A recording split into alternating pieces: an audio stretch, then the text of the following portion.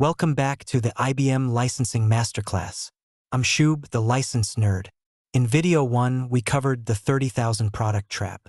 Today, we're diving into the most dangerous, expensive, and confusing metric in the entire software industry: the IBM Processor Value Unit, or PVU.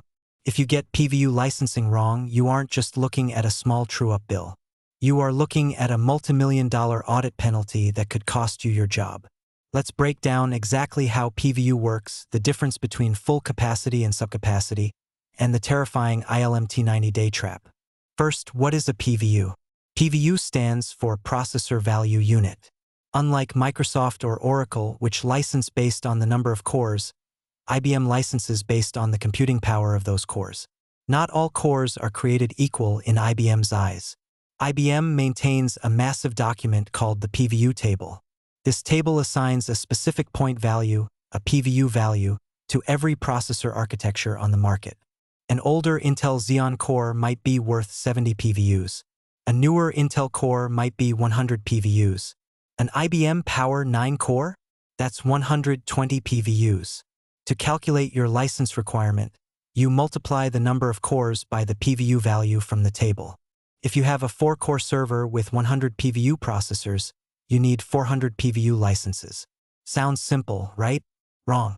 Because virtualization changes everything. In the modern data center, almost everything is virtualized using VMware, Hyper-V, or KVM. You might have a massive physical server with 64 cores, but you only assign 4 virtual cores to the VM running IBM WebSphere. How many licenses do you need? This brings us to the 2 fundamental rules of IBM licensing: full capacity and subcapacity. By default, IBM's Passport Advantage agreement states that you must license under full capacity rules. This is the default state of the universe. Under full capacity, IBM does not care about your virtual machines. They do not care that you only assigned 4 vCPUs to WebSphere. Under full capacity, you must license every single physical core on the underlying host server, and sometimes the entire cluster. Let's do the math. You have a VMware cluster with 3 64-core hosts. That's 192 physical cores. You spin up one tiny VM with 4 vCPUs running IBM MQ. Under full capacity, you must buy licenses for all 192 physical cores. At 100 PVUs per core, that's 19,200 PVU licenses for a 4-core VM. This is how companies go bankrupt during an IBM audit. They assume they only need to license the 4 virtual cores, but the auditors hit them with a bill for the entire physical cluster. So, how do you avoid this nightmare? You must qualify for subcapacity licensing. Subcapacity licensing is a special privilege granted by IBM. It allows you to license only the virtual cores assigned to the VM, rather than the entire physical host. In our example, you would only need to license the 4 vCPUs, requiring just 400 PVU licenses instead of 19,200. Subcapacity saves you millions of dollars. But it is not automatic. It is a conditional privilege, and to earn it, you must strictly follow IBM's rules. The most critical rule: you must install and maintain the IBM License Metric Tool, known as ILMT. ILMT is a free software tool provided by IBM. Its sole purpose is to scan your environment, detect IBM software, calculate the PVU values, and generate compliance reports. If you want subcapacity pricing, ILMT is mandatory. There are almost no exceptions. Here is the trap that catches 90% of companies: the 90-day rule. According to your contract, you must install ILMT and generate your first report within 90 days of deploying any subcapacity-eligible IBM software. The clock starts ticking the moment the software goes live. If you install IBM software on January 1st, you must have ILMT running and reporting by April 1st. If you miss this deadline, even by 1 day, you instantly forfeit your right to subcapacity licensing. You default back to full capacity. When the IBM auditors arrive, the very first thing they ask for is your ILMT reports. If you say, "We didn't install ILMT," or "We installed it, but it's broken," the auditors will smile. They will immediately calculate your environment at full capacity.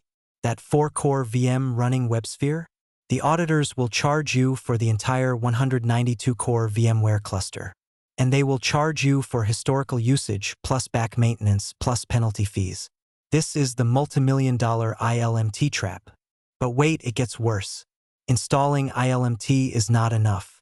You must actively maintain it. ILMT requires agents to be deployed on every single server running IBM software.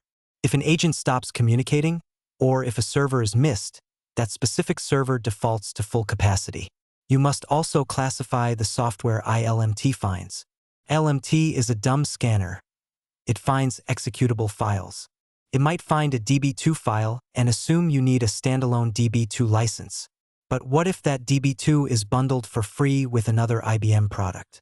You have to manually tell ILMT to bundle it. If you don't perform this manual bundling and classification, ILMT will overreport your PVU usage.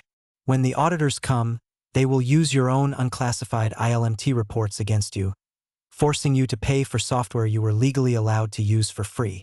Furthermore, you are contractually required to generate, verify, sign, and save ILMT reports every single quarter. You must keep these reports on file for at least 2 years. If the auditors ask for Q3 of last year and you don't have it, full capacity. What if your environment is too small for ILMT? IBM does offer a few rare exceptions. If your total enterprise has fewer than 1,000 employees, and your total IBM software deployment is under 1,000 PVUs, you might be exempt from installing ILMT. But even if you are exempt from the ILMT tool, you are not exempt from the reporting requirement. You must manually track your PVU usage on a spreadsheet, updating it every quarter, and keeping it for 2 years.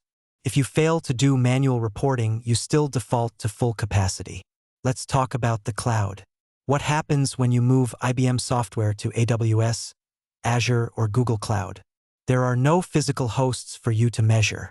IBM has a specific policy for eligible public cloud BYOL, bring your own license. In the public cloud, IBM assigns a flat PVU value to virtual cores, vCPUs. For AWS and Azure, IBM generally counts 1 vCPU as 70 PVUs. So a 4 vCPU instance on AWS requires 280 PVU licenses. But you still need ILMT to track it. IBM recently introduced ILMT Lite, also known as IBM License Service, specifically for containerized environments like Kubernetes and Red Hat OpenShift. If you are running IBM Cloud Paks in containers, you must use the license service to track your VPCs and PVUs. So what is your action plan? Step 1. Verify if ILMT is installed and covering 100% of your IBM footprint. Step 2. Check the health of your ILMT agents. Step 3. Ensure someone is actively classifying and bundling the software ILMT discovers. Step 4. Generate, sign, and save your ILMT reports every quarter. Store them securely. Step 5. If you are migrating to the cloud or containers, ensure your ILMT or license service architecture is updated before the migration happens, not after. Do not wait for an IBM audit letter to check your ILMT status. By the time the letter arrives, it is too late. The 90-day window has closed, the historical data is missing, and the auditors have you exactly where they want you, at full capacity. In video 3 of this series, we will dive deep into IBM Cloud Paks, the VPC metric, and how containerization is completely changing the IBM licensing landscape. You won't want to miss it. If this video saved you from a multi-million-dollar IBM audit, hit that subscribe button, like the video, and share it with your IT asset management team. I'm Shubh, the license nerd, and I'll see you in the next one.